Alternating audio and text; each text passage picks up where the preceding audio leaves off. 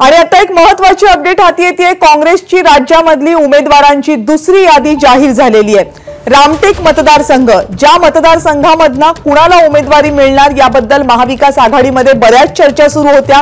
रामटेकमधून रश्मी बर्वे यांना अपेक्षेप्रमाणे उमेदवारी मिळालेली आहे। नागपूरमधून सुद्धा अपेक्षेप्रमाणे विकास ठाकरे यांनाच उमेदवारी मिळालेली आहे। तर गडचिरोली मतदारसंघातून नामदेव किरसात यांना उमेदवारी देण्यात आलेली आहे। या मतदारसंघांमध्ये 19 एप्रिलला मतदान होणार आहे। पहिल्या टप्प्यामधले हे मतदारसंघ आहेत। 3 महत्त्वाचे मतदारसंघ, 3ही आहेत विदर्भातले। नागपूरला लागून असलेला रामटेक मतदारसंघ, महाविकास आघाडीने रामटेकमधून रश्मी बर्वे यांना उमेदवारी दिलेली आहे। काँग्रेसच्या उमेदवार असतील।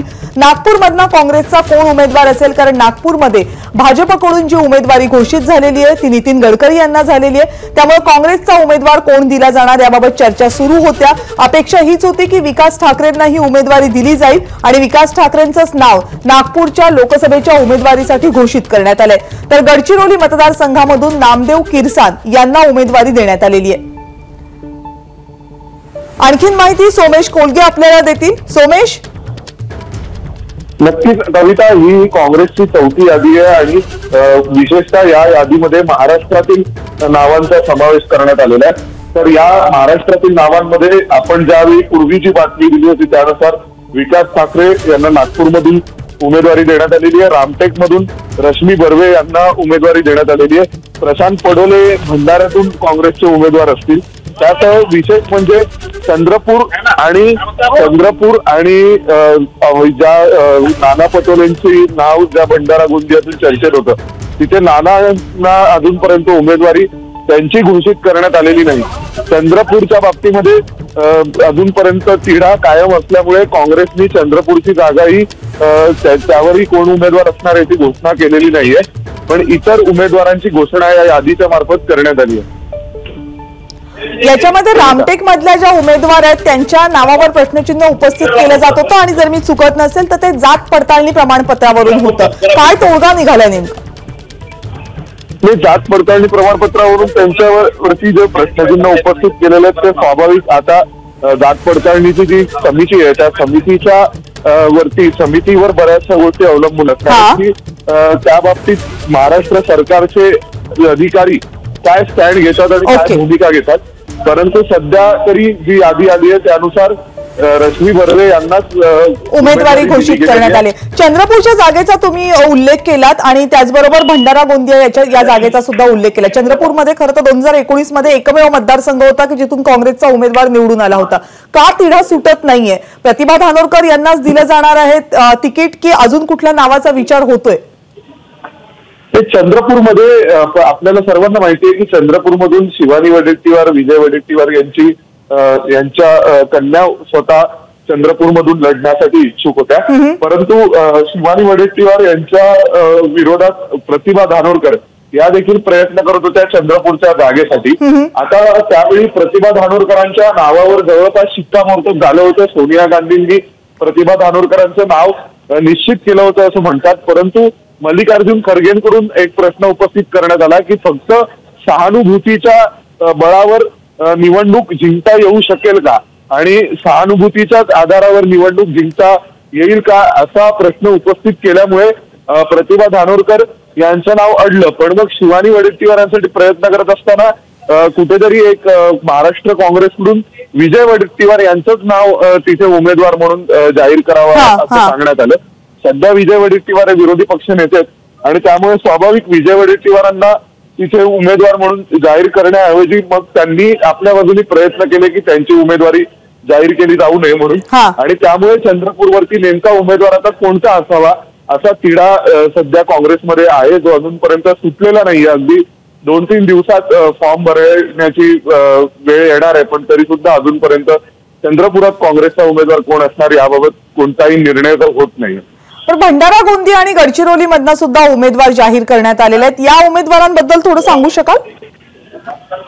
नाही, भंडारा गोंदियामध्ये आपल्याला सर्वांना माहिती आहे की प्रशांत पटोले यांना उमेदवारी जाहीर करण्यात आलेली आहे। तर अमरावतीमध्ये यापूर्वी जे आपण म्हटलं होतं त्यानुसार उमेदवारी वसंतरावांना बर्वेंना देण्यात आलेली आहे। पण त्यांच्या उमेदवाराविषयी जर आपल्याला विचार करायचा असेल तर स्पेसिफिकली म्हणजे भंडारा गोंदिया ही जागा कोण जिंकू शकेल याबाबत कदाचित काँग्रेसला खात्री असावी किंवा काँग्रेसला खात्री असावी किंवा नसावी आपल्याला माहिती नाही, परंतु रश्मी बर्वे यांनी प्रयत्न केले होते आणि ती जागा रिझर्व्ह असल्यामुळे सुद्धा त्यांना मिळण्याची शक्यता वर्तवली जात होती। गडचिरोलीमध्ये उमेदवार जाहीर करण्यात आलेला आहे। तर अशा प्रकारे सध्या काँग्रेसची जी चौथी यादी आली आहे, या यादीमध्ये महाराष्ट्रातील उमेदवारांचा समावेश आहे।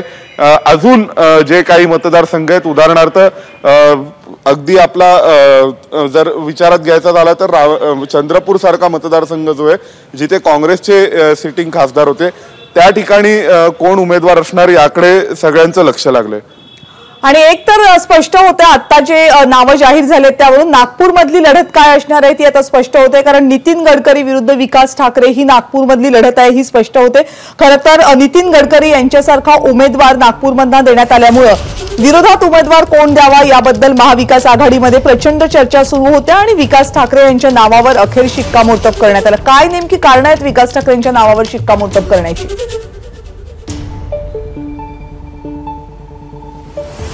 कविता, जर आपण लक्षात घेतलं तर विकास ठाकरे यांचं म्हणजे एकतर ते त्यांच्या वयामुळे त्यांना उमेदवारी देण्यात आल्याचंही कळतंय। दुसरी गोष्ट, नागपूरची जागा लढवण्यासाठी काँग्रेसमधील कोणी सिनियर नेते इच्छुक नव्हते, कारण अनेकांना माहिती आहे की नागपूरच्या जागेवर तसं निवडून येणं अवघड जाणार आहे। परंतु जे नवीन अपकमिंग उमेदवार आहेत, जे नव्यानी अस्पायरिंग कॅन्डिडेट्स आहेत पॉलिटिकल फ्युचरसाठी, म्हणून त्या दृष्टीने विकास ठाकरे निवडणूक लढवत आहेत। खरं तर शिवानी वडेट्टीवार यांनी निवडणूक लढवण्यामागे प्रयत्न करण्यामागे तोच उद्देश होता की जर निवडून येण्याचे चान्सेस जरी नसले तरी सुद्धा प्रत्यक्ष निवडणुकीच्या राजकारणात जाणं आणि त्याबाबतचा अनुभव घेणं यासाठी म्हणून अनेक जण प्रयत्न करत होते। परंतु कुठेतरी आपल्याला असंही दिसतंय की काँग्रेसच्या हायकमांडला महाराष्ट्रातून बऱ्याचशा आशा आहेत आणि महाराष्ट्रामध्ये त्यांना काही किमान 10 खासदारांच्या वर तरी जाता येईल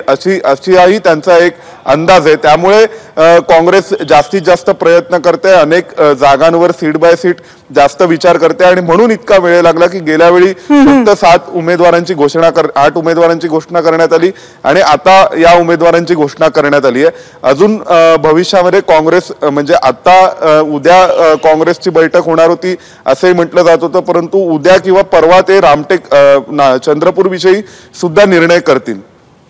आणि सगळ्यात महत्त्वाचं म्हणजे पहिल्या टप्प्यामध्ये यातले बहुतांश मतदारसंघ असतील, पण पहिल्या टप्प्यातले फॉर्म भरायलाच 2-3 दिवस शिल्लक राहिलेले आहेत आणि तरीही उमेदवार घोषित झालेले नव्हते।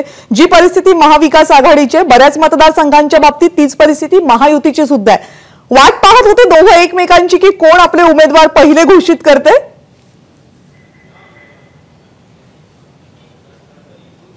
हो कविता, तसंही आहे, कारण थोडीशी म्हणजे दोन्ही बाजूला एक धाकधूक आहे की बऱ्याचदा महाविकास आघाडीला असं वाटतंय की महायुतीतले जे कोणी नाराज उमेदवार असतील ते कदाचित आपल्या गळाला लागू शकतील, जे इच्छुक उमेदवार असतील पण ज्यांना तिकीट दिलं जाणार नाही ते आपल्याकडे येऊ शकतील। तर दुसऱ्या बाजूला काँग्रेसमध्ये एक कुरघोड्यांचं राजकारणही सुरू आहे, ते म्हणजे महाराष्ट्रातून अनेकांना महाराष्ट्र काँग्रेसमधून एकमेकांचा पत्ता कापण्यासाठी त्यांना लोकसभेचे तिकीट देऊन मग वरती दिल्लीत पाठवणं असंही एक राजकारण महाराष्ट्राच्या काँग्रेसमध्ये सुरू आहे आणि त्या राजकारणाचा भाग म्हणून काही सिनियर नेत्यांची नावं चर्चेसाठी पुढे आणली गेली होती आणि तशा प्रकारे प्रयत्नही झाले की त्यांना तिकीट मिळावं किंवा काँग्रेसच्या हायकमांडला असंही एक कन्व्हिन्स करण्याचा प्रयत्न केला गेला की या जागांवरती आपल्याला संधी आहे, विदर्भामध्ये काँग्रेसचे जास्त खासदार निवडून येऊ शकतात, तर त्यामुळे आपण एकमेकांना ज्यांना म्हणजे कोणाला नाना पटोले महाराष्ट्र काँग्रेसमध्ये नको असतील तर त्यांनी नाना पटोलेंचं नाव यावं यासाठी प्रयत्न केले। दुसऱ्या बाजूला कोणाला विरोधी पक्षनेते म्हणून विजय वडेट्टीवार महाराष्ट्रात नको असतील तर त्यांनी त्यांचं नाव यावं यासाठी प्रयत्न केले। त्यामुळे अशा प्रकारे महाराष्ट्रातील सिनियर नेत्यांमध्ये एकमेकांवर कुरघोडी करण्यासाठी आणि दिल्लीत पाठवून पत्ता कट करण्यासाठी प्रयत्न झाले आणि म्हणूनही काही मोठ्या नेत्यांची नावं या सगळ्यामध्ये चर्चेत आली। परंतु त्यानंतर त्यांनी स्वतः आपल्या बाजूनी प्रयत्न करून महाराष्ट्रात राहायचं म्हणून हेतुपुरस्सर अनेकांनी दिल्ली वारी करणं किंवा दिल्लीत लोकसभा लढवायला येणं हे टाळलेले। त्यामुळे आता आपण कदाचित अपेक्षा करू शकतो की महाराष्ट्रातील काँग्रेसची यादी ही लवकरात लवकर जाहीर केली जाईल, कारण आज रात्री महायुतीची बैठक होणार आहे आणि या बैठकीनंतर महाराष्ट्रातील महायुतीचं चित्र सुद्धा बऱ्यापैकी कदाचित आपल्याला स्पष्ट होऊ शकेल, कारण आता महाविकास आघाडीमधून काँग्रेसने आपल्या उमेदवारांची यादी घोषित केलेली आहे। गडचिरोलीमधून नामदेव किरसान यांना सोमेश उमेदवारी देण्यात आलेली आहे। नामदेव किरसान सध्या आपल्या सोबत आहेत। किरसान साहेब नमस्कार, स्वागत आहे तुमचं एबीपी माझामध्ये आणि खूप खूप अभिनंदन तुमचं सुरुवातीला उमेदवारी घोषित झाल्याबद्दल। धन्यवाद, नमस्कार आपल्याला। बरं, काय पहिली प्रतिक्रिया द्याल तुम्ही? मी पक्षाचा फार आभारी आहे। पहिल्यांदा मला पक्षाची उमेदवारी मिळालेली आहे आणि मी राहुलजी गांधी, सोनियाजी गांधी, खारगेजी, आमचे प्रभारी रमेशजी चिनीथला, तसेच आमचे प्रदेशाध्यक्ष नानाभाऊ पटोले आणि विरोधी पक्षनेते आमचे विजयभाऊ वडेट्टीवार, या सगळ्यांचे मी आभार व्यक्त करतो। त्या लोकांनी मला उमेदवारी मिळवून देण्यामध्ये फार मदत केली आणि मी जे काम केलं मागच्या 10 वर्षापासून या लोकसभा क्षेत्रामध्ये करत आहे त्याचं चीज झालं असं मला वाटतं। आपण खूप उशीर नाही का झाला? आता किती कमी दिवस शिल्लक राहिले तुमच्याकडे अर्ज दाखल करायला, प्रचार करायला? उशीर झाला असला तरी फारच गोड बातमी आहे आणि 2 दिवस पुष्कळ होतात। 2 दिवस उरलेले आहेत वर्किंग डेज आणि त्याच्यामध्ये 2 दिवस पुष्कळ होतात। फॉर्म भरण्यासाठी आमची तारीख ऑलरेडी ठरलेली आहे। 27 तारखेला आम्ही फॉर्म भरणार आहोत आणि 27 तारखेला आम्ही फॉर्म जमा करण्यासाठी सगळे कार्यकर्त्यांना, सगळ्या नेत्यांना घेऊन आम्ही जाणार आहोत। ठरलेलं आहे। किरसानजी, आता तुम्हाला उत्सुकता नेमकी कोणती आहे? तुमचा प्रतिस्पर्धी कोण असणार याची की 4 जूनची? नाही, आम्ही सुरुवातीपासून मला काही चिंता नाही की भारतीय जनता पार्टी कोणता प्रतिस्पर्धी देतो तो त्यांचा प्रश्न आहे। परंतु मी जे काम केलं आणि सतत लोकांच्या संपर्कात राहिलो, पूर्ण लोकसभा क्षेत्र पिंजून काढला, त्याच्यामुळे माझ्यावर पूर्ण विश्वास आहे, जनतेवर माझा संपूर्ण विश्वास आहे।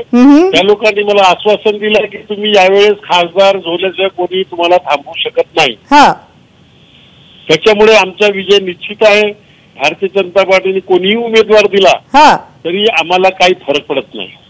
बर, महाराष्ट्रातला एक कोपरा ज्याला आपण म्हणू शकतो एका दिशेचा, त्या कोपऱ्यातल्या एका मतदारसंघामधून काहीशा दुर्लक्षित राहिलेल्या भागातना तुम्हाला उमेदवारी मिळालेली आहे। आम्हाला तर बऱ्याच वेळेला बातम्यांमधूनच या जिल्ह्याची संपर्क येतो। इतक्या दुर्गम जिल्ह्याचं प्रतिनिधित्व करताना, इतक्या दुर्गम जिल्ह्यामधना उमेदवारीला सामोरं जात असताना कोणती आव्हानं तुमच्या समोर असणार आहेत? मी स्वतःहून हा मतदार क्षेत्र निवडलेला आहे। बरं, मी जेव्हा अधिकारी असताना, जेव्हा माझी चंद्रपूर आणि गडचिरोलीला पोस्टिंग होती तेव्हापासून मला या जिल्ह्यामध्ये काम करण्याची आवड निर्माण झालेली आहे। हा जिल्हा दारूबंदी असल्यामुळे समाज कार्यामध्ये मी अग्रेसर या ठिकाणी होतो आणि त्याच्यानंतर जेव्हा माझी पोस्टिंग आपल्या ठाणेसारख्या महाराष्ट्रातील सगळ्यात मोठ्या जिल्ह्यामध्ये झाली, तेव्हा 6 महिन्याच्या आतच मी पत्र दिलेलं, सरकारला पत्र दिलेलं होतं की मला गडचिरोली द्या, मला गडचिरोलीमध्ये काम करण्याची आवड आहे।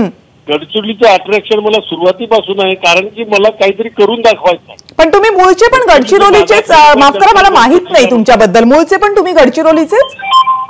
मी मूळचा आहे। आमगाव विधानसभा क्षेत्र जो गडचिरोली लोकसभेमध्ये त्या विधानसभा क्षेत्रातला मी आहे। ओके, म्हणजे गडचिरोली लोकसभा क्षेत्रातलाच आहे। म्हणजे तुम्हाला मतदारसंघाची पुरेशी माहिती आहे। जरी तिथला जरी मी असलो तरी मला गडचिरोलीमध्ये विशेष करून गडचिरोलीमध्ये काम करण्याची आवड आतापासून नाही तर मागच्या 25 वर्षापासून आहे। बर,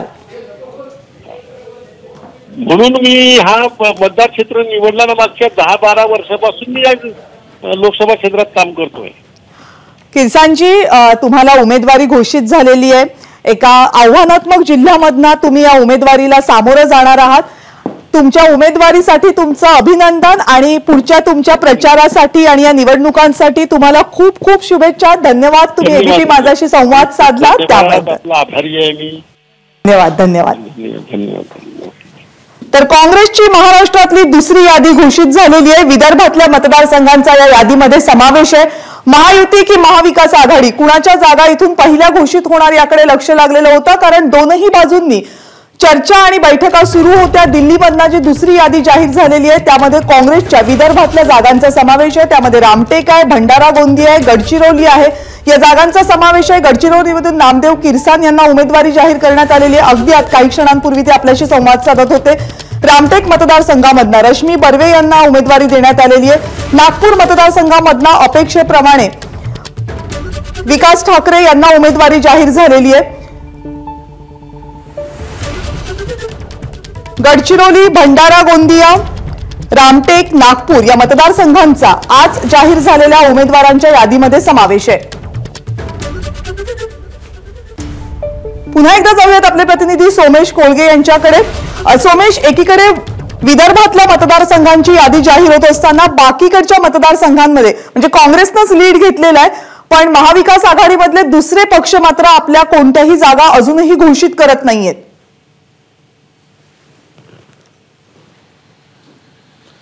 कविता, त्यामागे मुख्य कारण हेच आहे की महाविकास आघाडी ही बराचसा वेळ महायुतीचे उमेदवार कोण असणार याविषयीचा अंदाज लावण्यात म्हणजे अंदाज लावते. कारण महाविकास आघाडीच्या दृष्टीने अनेक आव्हानं त्यांच्या समोर आहेत. ती म्हणजे एकतर प्रकाश आंबेडकरांचा समावेश करायचा आहे, तर तो कसा करायचा, प्रकाश आंबेडकरांना किती जागा द्यायच्या, कोणत्या द्यायच्या, मग शिवसेना ज्या जागा लढणार आहे त्यांच्या कोट्यातून प्रकाश आंबेडकरांना जागा दिली जाणार आहे का, असे अनेक प्रश्न आहेत. सांगली लोकसभा मतदारसंघाबाबत अतिशय स्पर्धा ही महाविकास आघाडीत सुरू झाली आहे, कारण शिवसेनेने परस्पर आपला उमेदवार जाहीर केला.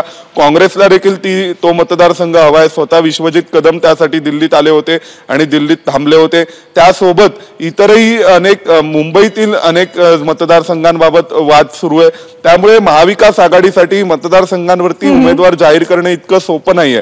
आणि अनेक काँग्रेसमधील कविता जे नवे चेहरे आहेत ते काय करतायत, तर ते या निमित्ताने आपण चर्चेत यावं, कुठेतरी निवडणुका लढाव्यात, त्या निमित्ताने लोकांपर्यंत जाता येईल आणि अशी स्ट्रॅटेजी घेऊन अनेक जण निवडणुकांमध्ये उतरण्याचा प्रयत्न करतात. आणि म्हणून आपल्याला माहिती आहे की कुणाल राऊत सुद्धा प्रयत्न करत होते, त्यासाठी ते दिल्लीत आलेत, हे सुद्धा आपल्याला माहिती होतं. परंतु आता रामटेक मधून डॉक्टर रश्मी बर्वे यांनाच तिकीट जाहीर झाल्यामुळे कुणाल राऊत यांचा पत्ता कट झालेला आहे. पण अनेक काँग्रेसचे नेते किंवा अनेक काँग्रेसमधले जे प्रस्थापित नेते आहेत ते आपल्या पुढच्या पिढीला एक सेट करण्याच्या दृष्टीने कुठेतरी या लोकसभा निवडणुकांकडे पाहत होते आणि त्यांना किमान निवडणुकांचा अनुभव घेऊ दे आणि लोकांपर्यंत जाऊ दे आणि चर्चेत येऊ दे, या दृष्टीने या निवडणुकांकडे पाहिलं जात होतं. जरी काँग्रेसला जिंकण्याची अपेक्षा नसली तरी. पण आता महाविकास आघाडीच्या दृष्टीने एकूण राजकारण त्यांचं इतकं गुंतागुंतीचं झालेलं आहे की काँग्रेसमधील अनेक नेते एकमेकांवर कुरघोड्या करायला नावं सुचवत आहेत त्यांची लोकसभेला आणि पत्ता कट करायला. आणि त्याचाच परिणाम उमेदवाऱ्या घोषित करण्यावर होतोय. म्हणजे एकीकडे जागा वाटप आणि दुसरीकडे उमेदवारी कुणाला द्यायची आणि आपापल्या पक्षामधले मतभेद कसे मिटवायचे याकडे सगळ्याच पक्षांचं लक्ष आहे. आता जी यादी जाहीर झाली विदर्भातल्या काही प्रमुख मतदारसंघाचा त्यामध्ये समावेश आहे. सोमेश, खूप खूप धन्यवाद या सगळ्या माहितीबद्दल. रामटेकमधून रश्मी बर्वे, नागपूरमधून विकास ठाकरे, गडचिरोलीमधून नामदेव किरसान यांना उमेदवारी देण्यात आलेली आहे, तर भंडारा गोंदियामधनंही उमेदवार जाहीर करण्यात आलेला आहे. आताच्या घडीची सगळ्यात महत्त्वाची अपडेट.